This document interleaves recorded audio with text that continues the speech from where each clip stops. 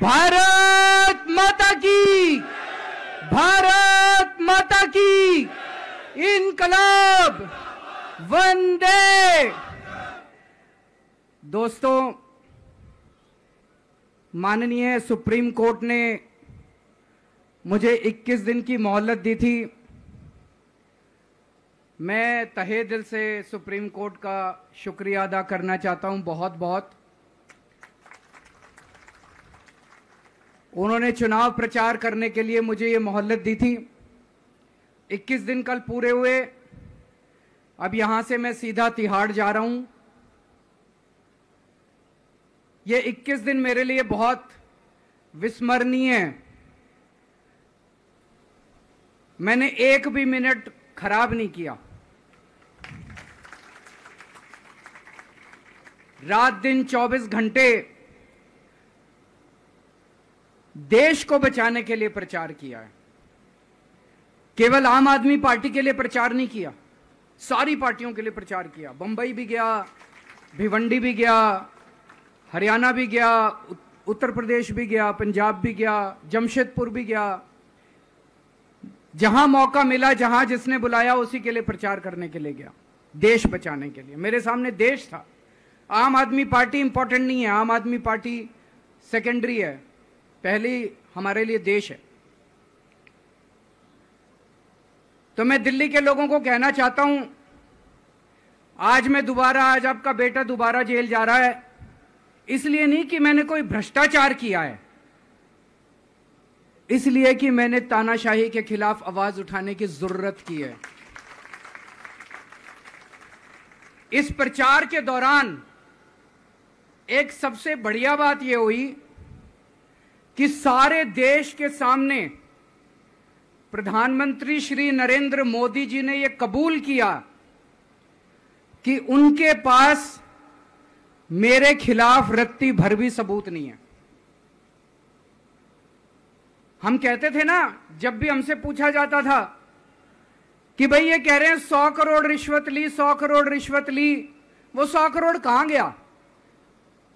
500 से ज्यादा जगह तुमने रेड मार ली, कहीं चवन्नी मिली हो, अठन्नी मिली हो, 1 रुपया मिला हो, कहीं हमने खर्च किया हो, कहीं कैश पड़ा हो, कहीं लॉकर में मिला हो, कहीं स्विस बैंक में मिला, कहीं चवन्नी नहीं मिली, तो पैसा कहां गया?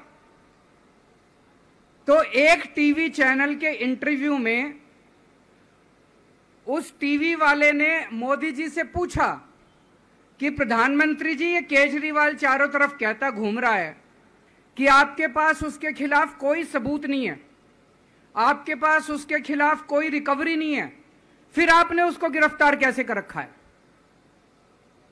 पता है प्रधानमंत्री जी ने क्या कहा? प्रधानमंत्री जी कहते हैं, मैं मानता हूं कि केजरीवाल के खिलाफ कोई सबूत नहीं है, मैं मानता हूं कि केजरीवाल के खिलाफ कोई रिकवरी नहीं है, क्योंकि केजरीवाल अनुभवी चोर है।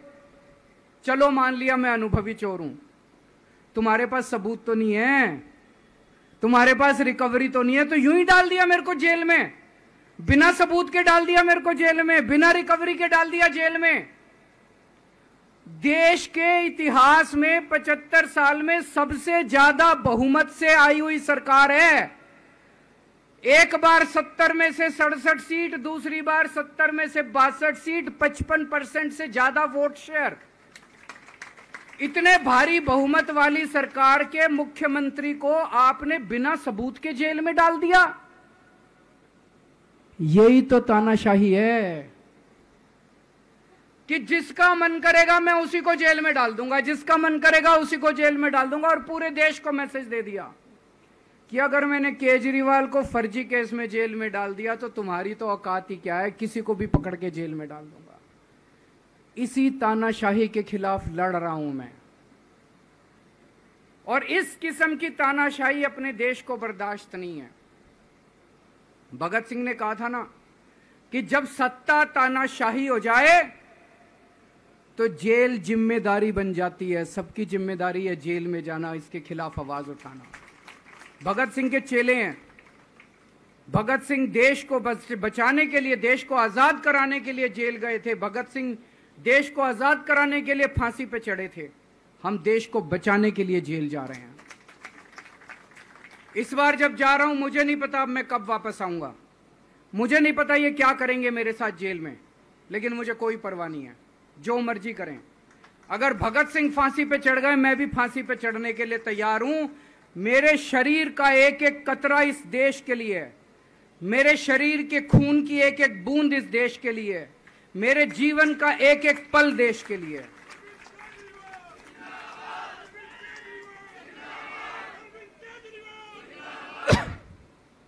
अभी मैं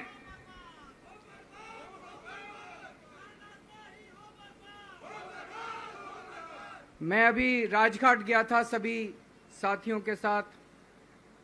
महात्मा गांधी की समाधि पे हम लोगों ने श्रद्धांजलि दी। गांधी जी ने इस हमारे देश से तानाशाही का अंत किया था, वो हमारे लिए प्रेरणा स्रोत हैं। उसके बाद हम कनॉट प्लेस गए, हनुमान मंदिर, वहाँ पे हमने हनुमान जी के मंदिर में जाके हनुमान जी का आशीर्वाद लिया। 4 तारीख को भी मंगलवार है, भली करेंगे बजरंग बली, करेंगे कि नहीं करेंगे? बोल बजरंग बली की। इनका नाश करेंगे, तानाशाहों का नाश करेंगे। अपने को किसी व्यक्ति विशेष से अपनी कोई दुश्मनी नहीं है, अपनी दुश्मनी तानाशाही से है, तानाशाही बर्दाश्त नहीं है अपने को। तो 4 तारीख को भी मंगलवार है और बजरंग बली का मेरे ऊपर, पार्टी के ऊपर बहुत आशीर्वाद है, देश के ऊपर बहुत आशीर्वाद है। मैं प्रार्थना करने गया था बजरंग बली को कि हे बजरंग बली, मेरे देश को बचा लो। अभी कल एग्जिट पोल आए हैं, मेरे से लिखवा लो, सारे एग्जिट पोल फर्जी हैं, बिल्कुल फर्जी हैं। एक एग्जिट पोल वाले ने राजस्थान में टोटल 25 सीट है, उसमें 25 में से 33 दे दिए उन्होंने बीजेपी को। ऊपर से आया होगा भाई बीजेपी को ज्यादा देने हैं, तो उसने कहा मोदी जी क्या याद रखोगे आप भी, आपको 25 में से 33 दे दिए। तो पूरा का पूरा फर्जी है, पूरा एग्जिट पोल फर्जी है। लेकिन असली मुद्दा ये है, इनको गिनती से 3 दिन पहले फर्जी एग्जिट पोल कराने की क्या जरूरत थी, ये समझने वाली बात है। मेरे को भी समझ नहीं आया, कई सारे लोगों की कई सारी बातें चल रही हैं। एक ये चल रहा है कि इन्होंने मशीनों का घोटाला कर दिया, लेकिन मैंने संदीप पाठक को भी बोला है और मैं सारे इंडिया गठबंधन की पार्टियों को बोलना चाहता हूं, अपने अपने काउंटिंग एजेंट को बोल दो, पूरी तरह से सतर्क रहे। आखिरी तक अगर हार भी रहे हैं तब भी उठ के ना आए। कई बार क्या होता है, 1 राउंड में, 2 राउंड में, 3 राउंड में हार गए तो उठ के चले जाते हैं, उठ के नहीं जाना। सबसे लास्ट में रैंडम जितने बूथ होते हैं, ईवीएम मशीन होती है, उसकी पर्चियां पड़ती हैं। उन पर्चियों में से 5% पर्चियां उठाई जाती हैं। उन 5% ईवीएम की मैचिंग वीवीपैट की स्लिप से कराई जाती है। वीवीपैट पे जो स्लिप है उसकी काउंटिंग होती है, जैसे बैलेट पेपर की काउंटिंग होती थी, और उसकी काउंटिंग और ईवीएम की चेकिंग होती है दोनों की। एक भी मशीन अगर मैच ना करे तो वहां चुनाव रद्द कर दिया जाता है। तो अगर आपने ये चेकिंग कर ली वहां पे, तो इसका मतलब फिर ईवीएम का घोटाला हम बचा सकते हैं। फिर ईवीएम के घोटाला अगर कर रखा इन्होंने तो हम उसको एक्सपोज कर सकते हैं। तो सब लोगों ने लास्ट तक रुक के, आपका कैंडिडेट हार भी रहा है तब भी आखिरी तक रुक के आपको ये ईवीएम की चेकिंग करा के आनी है, ईवीएम और वीवीपैट की मैचिंग करा के आनी है। एक थ्योरी ये चल रही है कि इन्होंने इतना ज्यादा सीटें इसलिए दिखाई क्योंकि इनके लोगों ने शेयर मार्केट में इन्वेस्ट कर रखा है, और कल जब शेयर मार्केट खुले तो बम्पर होगा, तो ये अपने शेयर बेच बाच के खुद तो निकल लेंगे। बाकी एक थ्योरी ये चल रही है कि अफसरशाही पे दबाव डालने के लिए अगले 3 दिन में अफसरों से उल्टे सीधे काम कराने के लिए एक माहौल बना दिया गया। भाई आ तो हम ही रहे हैं, तो हमारी बात मानो, उल्टे सीधे काम करो, काउंटिंग में गड़बड़ कराएंगे, सब कुछ करेंगे। लेकिन फिर से मैं कह रहा हूं, अपने को, अपने काउंटिंग एजेंट, एआरओ, सब लोगों को अपने को ट्रेन करके भेजना है और अपने को चौकन्ना रहना है। बाद में हम कहते रहे इन्होंने ये कर दिया, उसका कोई फायदा नहीं होगा। अभी अपने को चौकन्ना रहना है। एक थ्योरी ये चल रही है कि अगर इन्होंने कल ही कम सीट दिखा दी होती एग्जिट पोल वालों ने, तो हो सकता है कि इन दोनों के खिलाफ आरएसएस में और बीजेपी में कल ही बगावत शुरू हो जाती। 4 तारीख तक इंतजार ही नहीं होता, हो सकता है। तो कई सारी थ्योरी चल रही हैं, लेकिन अपने को सतर्क रहना है, चौकन्ना रहना है। मेरा अपना मानना है कि 4 तारीख को इनकी सरकार नहीं बन रही है। ये एग्जिट पोल से घबराने की जरूरत ही नहीं है, माइंड गेम है इनका, माइंड गेम खेल रहे हैं। आपको डिस्करेज करने के लिए, डिप्रेशन में डालने के लिए बिल्कुल नहीं जाना।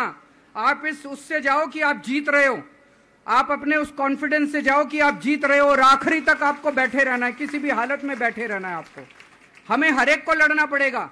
ये चुनाव किसी पार्टी का या किसी नेता विशेष का नहीं है। ये चुनाव इस देश को बचाने के लिए है, इस देश में जनतंत्र को बचाने के लिए है। जिसके लिए भगत सिंह, गांधी जी सब लोग लड़े थे, वही माहौल आज है। जिस तरह से हमने अंग्रेजों को हटाया था, आज इस सत्ता को अपने को हटाना है। तो मैं आप सब लोगों का, सभी साथियों का बहुत बहुत शुक्रिया अदा करना चाहता हूं। बहुत साथ मिला आप लोगों का इन 21 दिनों में। अब जब भी मैं लौट के आऊंगा फिर मिलेंगे आप लोगों से। तब तक के लिए अलविदा।